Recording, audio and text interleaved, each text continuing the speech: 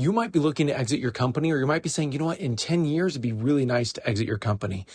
Let's talk really quick about the dumbest things you could do if you were to exit your company or planning to in the near future. Welcome to the Magnetic Marketing Podcast. Today, we're going to be listening to Dan Kennedy as he interviews Ted Oakley. Now, Ted Oakley is the author of multiple books, the 20 Million and Broke, Rich Kids, Poor Kids, and Crazy Times books. And in this episode, we're going to talk about the dumb things and the smart things business owners do with their money, including the things that they should and shouldn't be doing if they're looking to exit their business. Now, as always, Dan Kennedy does a brilliant job asking some amazing questions.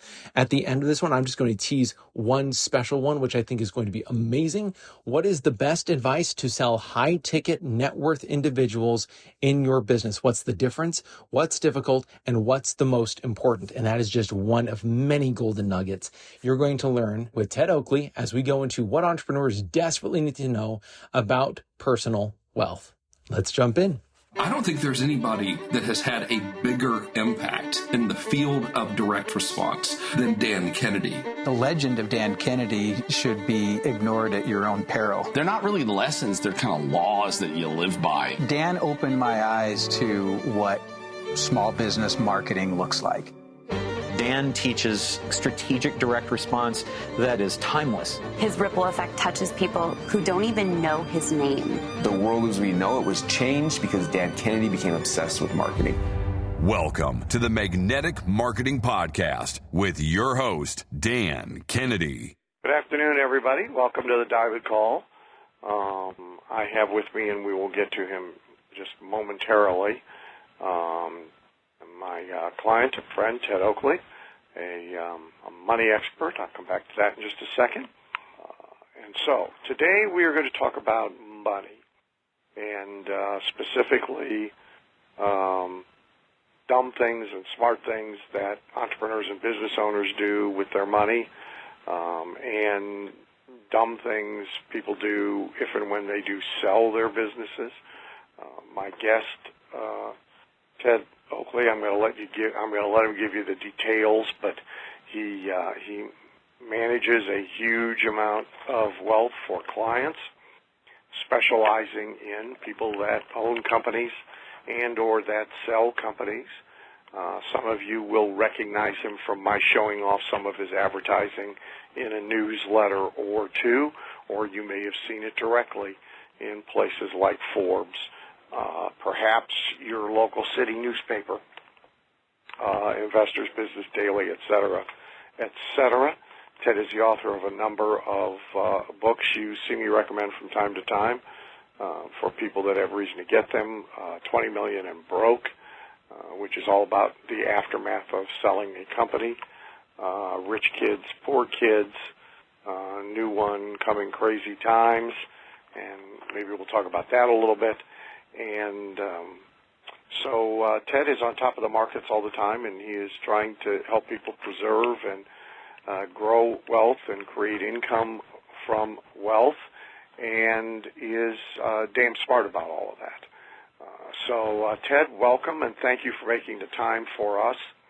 Thanks, Dan.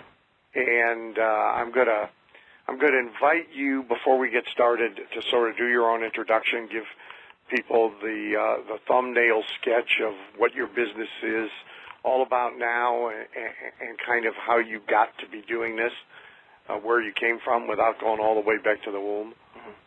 Well, thank you, Dan. Based in Austin, Texas, 34 years ago, we started calling on business owners out of necessity because the oil and gas market had blown up the state of Texas, and we wanted a way to manage larger money, and in order to do that, we ended up having to go out of state, and we started working in two areas. We work a lot with people that have sold companies, but in addition, we work with a number of people in public companies where they have a very large liquidity event, too, if they leave the company or the company gets sold or something like that. So both of those create very large liquidity events, and that's what we went after. Back in the day, you had lettered stock and a lot of things that were more confusing than they are today, but that's sort of how we got started. And we ended up working in 30 states. We work with people that have liquidity events between 10 and 100 million. All of them have something typically in common, that they're going to have a lifestyle change or going to have something go on in their life. We think we understand it as well or better than anybody ever has. Our first book was called You Sold Your Company, and if they read that, and when that book's been out, some 18, 20 years, but still has, and we've updated 3 or 4 times, but it has the same thing about, okay, what is going to really happen to me now? And I don't think they're really ready for it, but that's how we got started. And I will say that the business people in the business community have taught us quite a bit, about as much as we have taught them in many, many ways. And so I'm appreciative of that. We don't have the Holy Grail for sure, but we know a lot because we've witnessed virtually every twist off and every great thing you could see happen after somebody has had a really large liquidity event. So that's it, Dan. Thanks. Okay, cool. So let's back up from selling or having sold first to many of our members who will be entrepreneurs, some of them in professional practices, not unlike your circumstances. Some butcher, baker, candlestick maker. They may have businesses that are true small businesses, 7-figure income businesses. Many, however, will have $10 million, $15, $20, $25, $30 million businesses. And a sale, probably some exit strategy or end game, is down the road, but it's not looming in the immediate future. They're younger than me, younger than you. They're still active. What are the main mistakes that you see looking backwards when you deal with the person who sells? What could they have done better while they were still running their companies with their money, and or what are the mistakes they ought to avoid? Well, the primary thing, Dan, is that if you look at any business, it doesn't make any difference what kind of business it is. Every one of them has their own biorhythm. And at the top of that biorhythm, which is the perfect time to sell, if you miss it, you have to go through another complete cycle to get to the top again. And sometimes you never get the price at one of those. And I think the biggest mistake I see people make is they don't have the capacity to be able to, when they're in the midst of their own business, and they're making plenty of money, but they don't have the ability to say, this is it. This is when I should sell this company. The multiple is really high.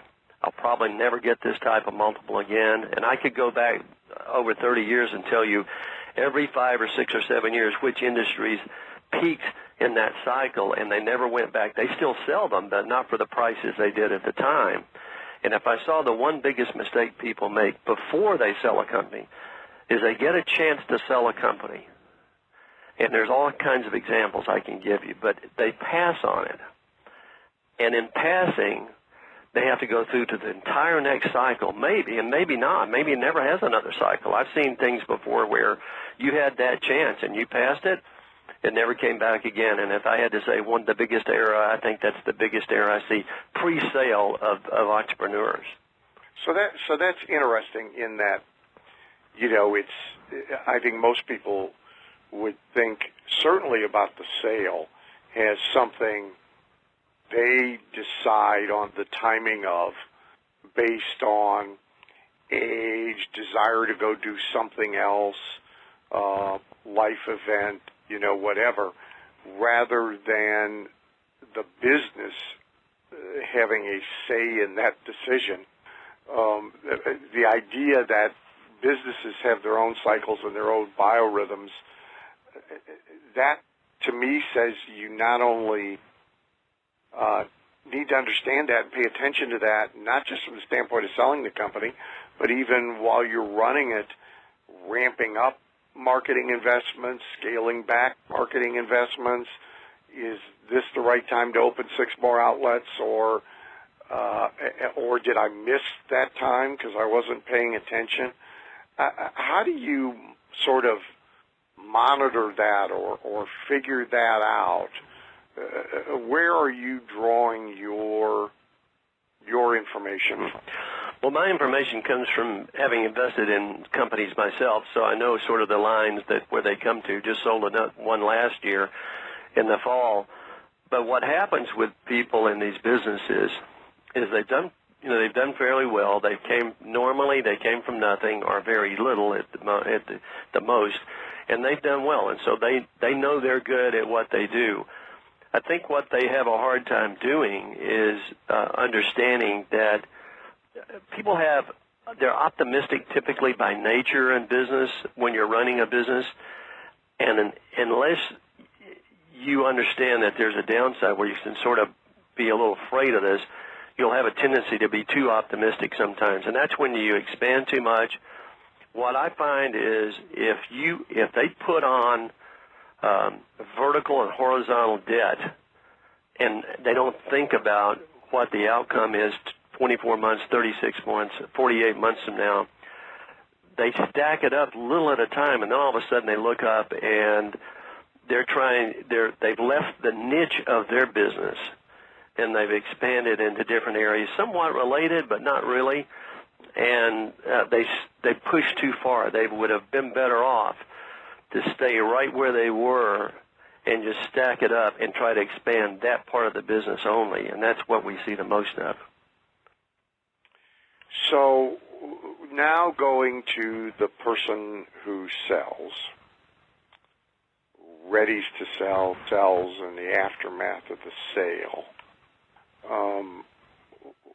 What are the mistakes made there? What are the trains on the track that people don't even see coming? Well, the number one thing is that their greatest strength is their greatest weakness. They could take a company that they grew and they could make it happen.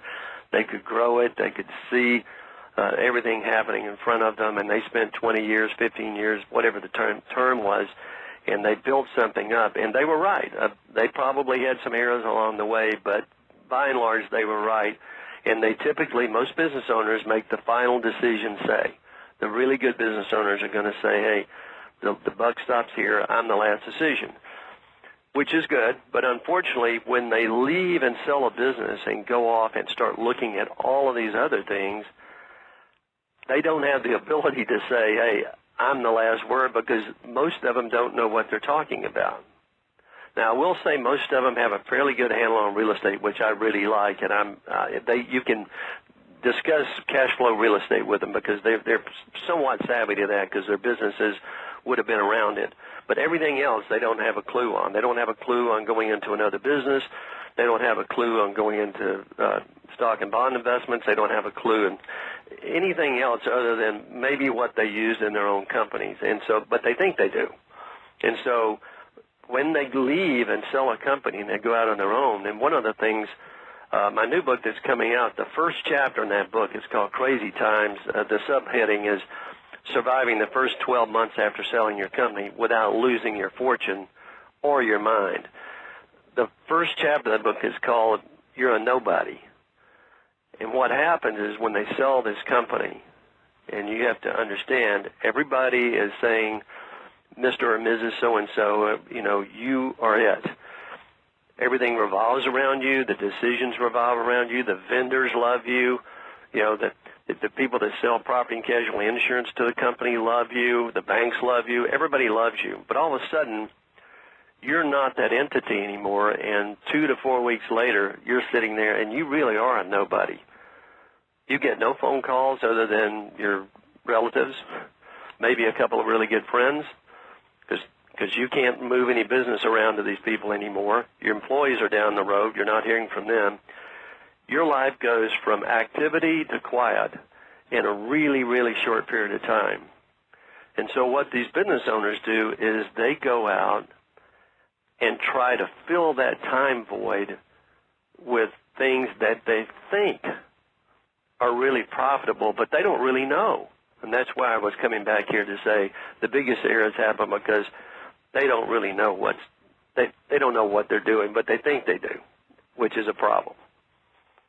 We've had several members who I know well or have had in coaching groups or whatever in recent years sell companies for fairly large sums of money, and I have always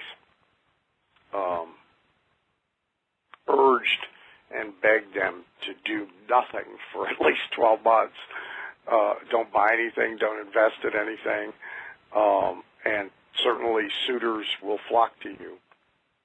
And I think for this very reason, they're like, now what? And after about 3 weeks of golf, the glow of that has worn off. And the longer you've been at the helm of something, it has to be proportionately harder to be at the helm of nothing. Well, and I would totally agree with that's the best advice you could give somebody is to wait at least 12 months.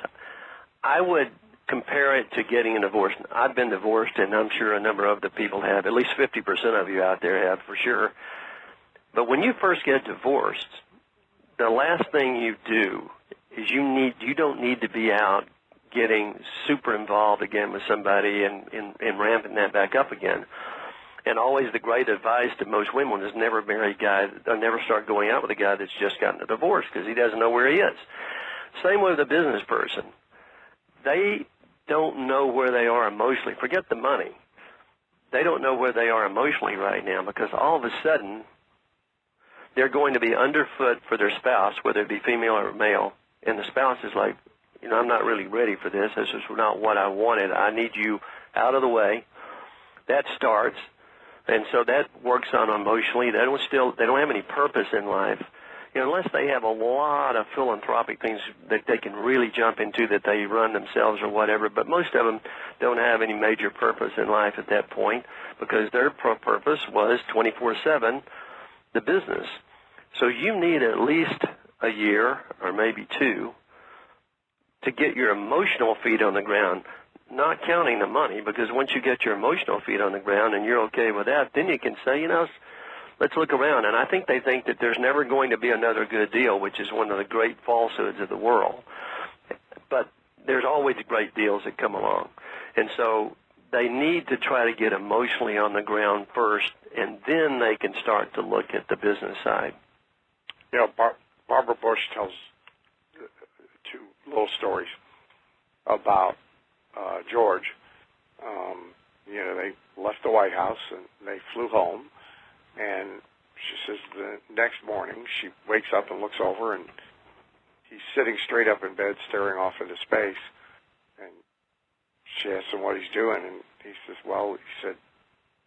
I don't really know what to do about this, but every morning for the past 16 years, somebody has brought coffee and a newspaper.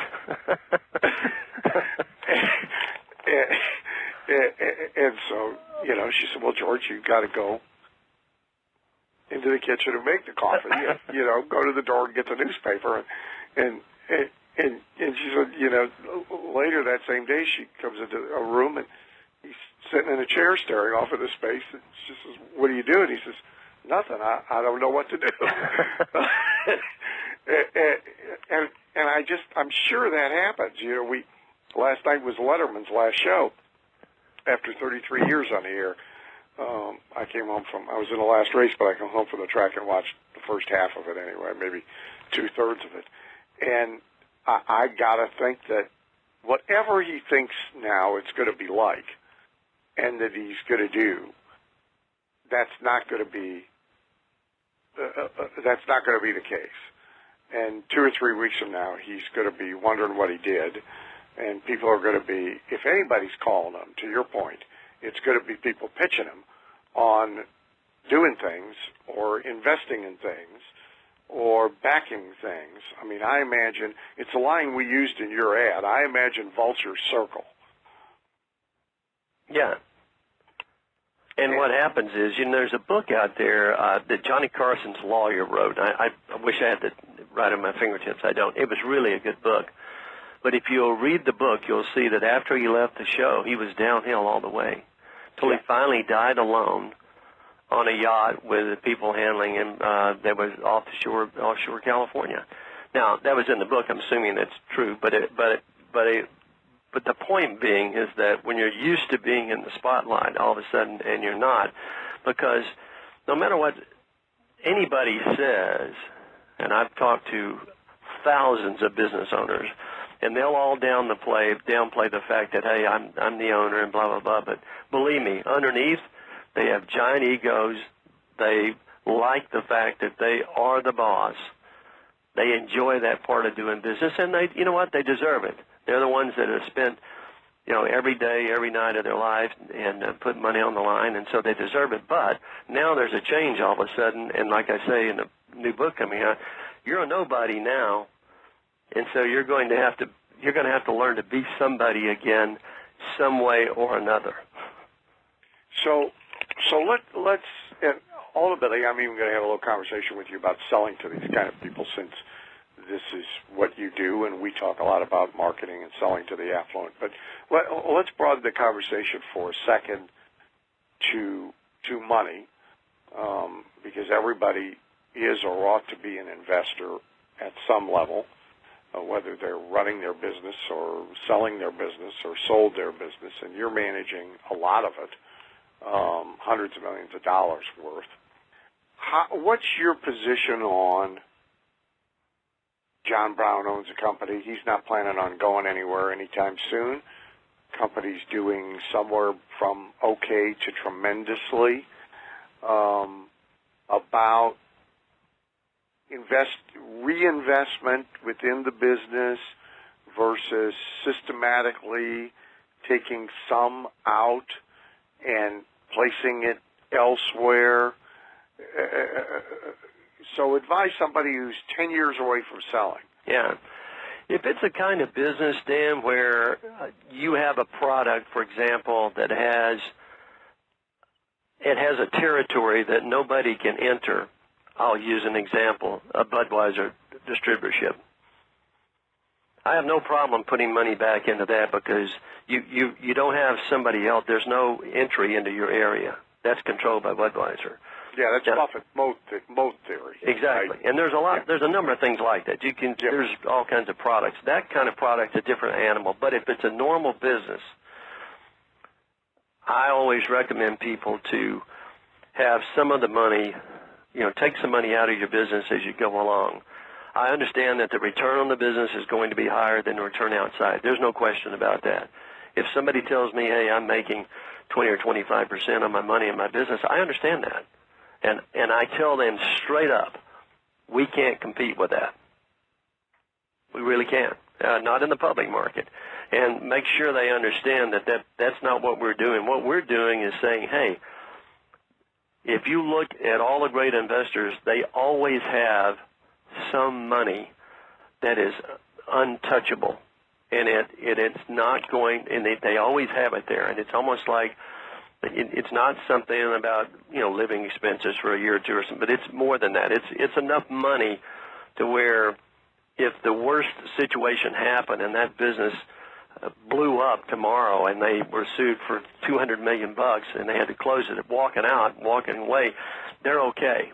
If you have every single dime in that business, that's a mistake in my opinion. You have to have enough money out of the business such that if something happened, you never know what might happen, but you're okay. And that's what we recommend to people. You have to have that on the side.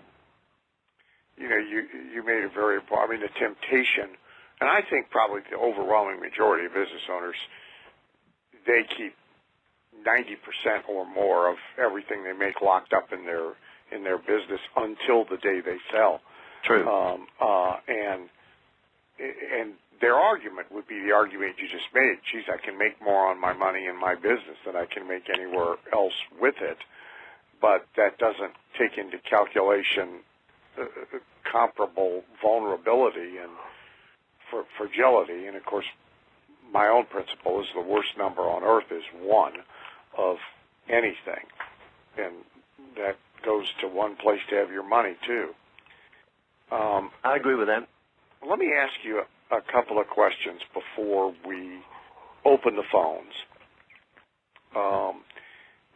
Sort of switching gears to everything you've learned about selling, marketing to, getting to, and selling to these high net worth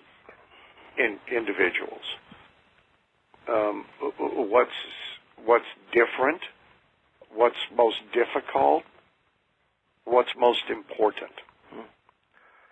Well, the one thing that you have to understand about people that have a lot of money, the number one thing you have to understand if you're marketing to them is they do not need you. They have to want you, but they for sure don't need you. And people with a lot of money, outside of health, and I've always said this, that they can buy anything they want, and so outside of health. And so what that means is... and in many cases, they already own it. Yeah, in many cases, they do already own it, exactly.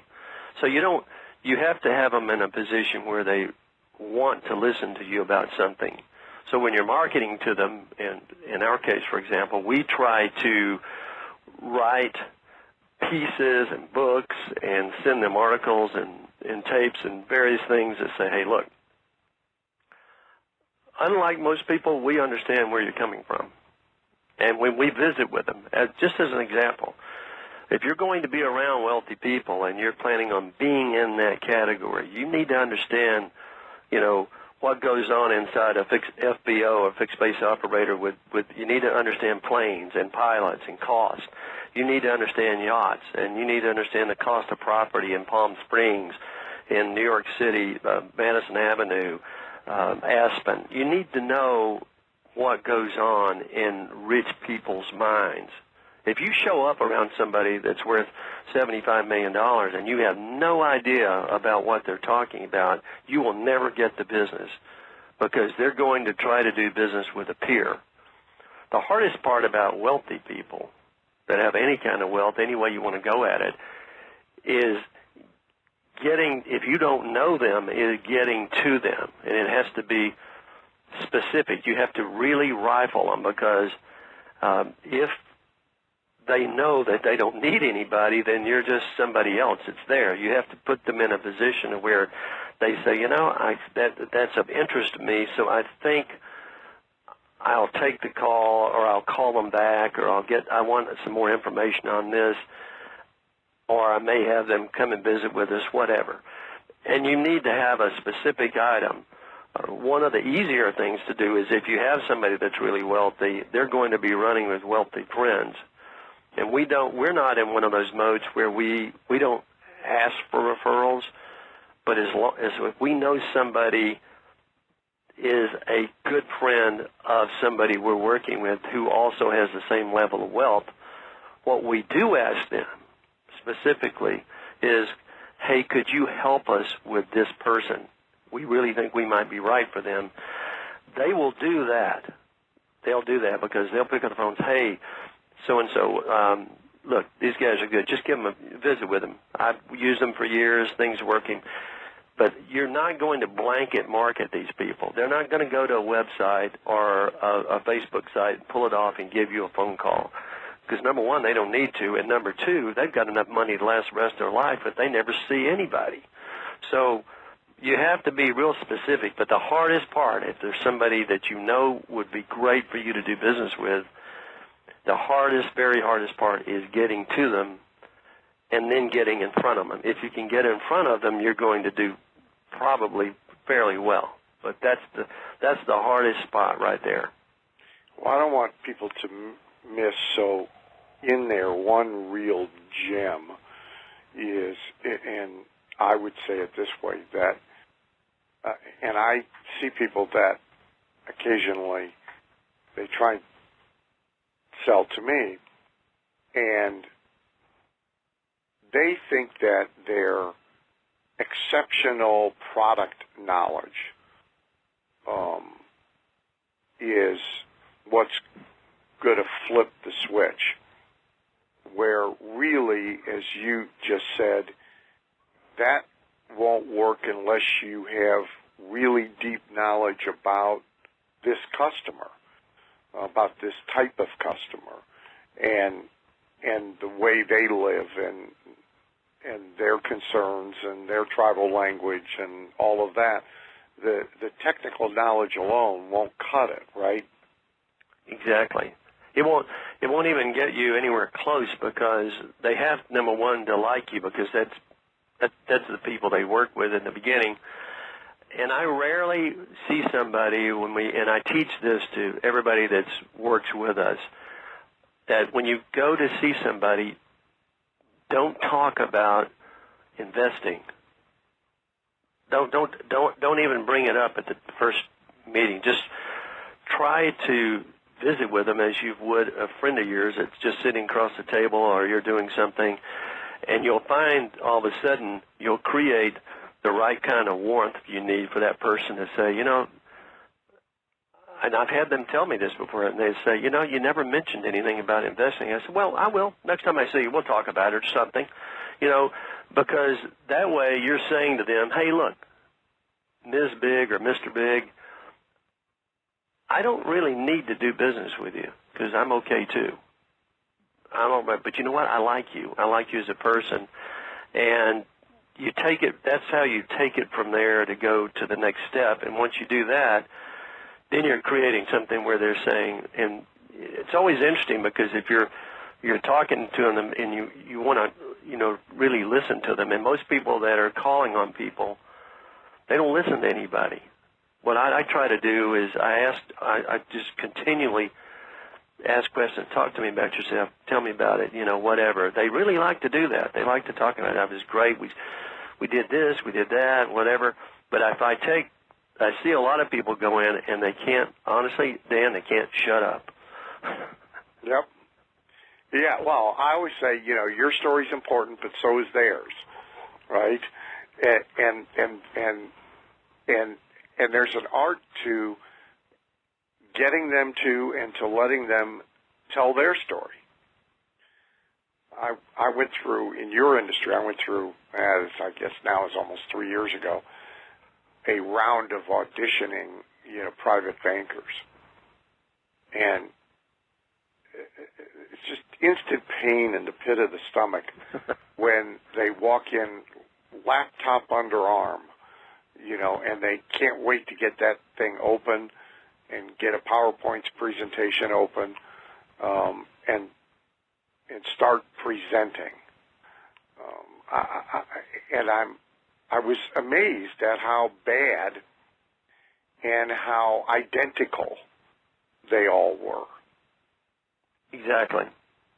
If I show, and I've done this before because I've been on I'm on a number of charities as well. But if you show up with 10 people that are making a presentation, I would say that at least 9 of them will all be generally alike. They'll have the same things and that sort of thing. When we first visit somebody, we usually have nothing in hand. In fact, we roll up our sleeves, walk in. We like to just ask some questions about, hey, so how are you doing? I mean, how is it? How you feeling? You sold this thing, or you left this public company, and they'll talk about that all of a sudden. And then you get around to saying, well, what do you want? Really, what do you want to do? What are the things in life that you really want to try to do now? I mean, forget about the money. We're talking about living now. What do you?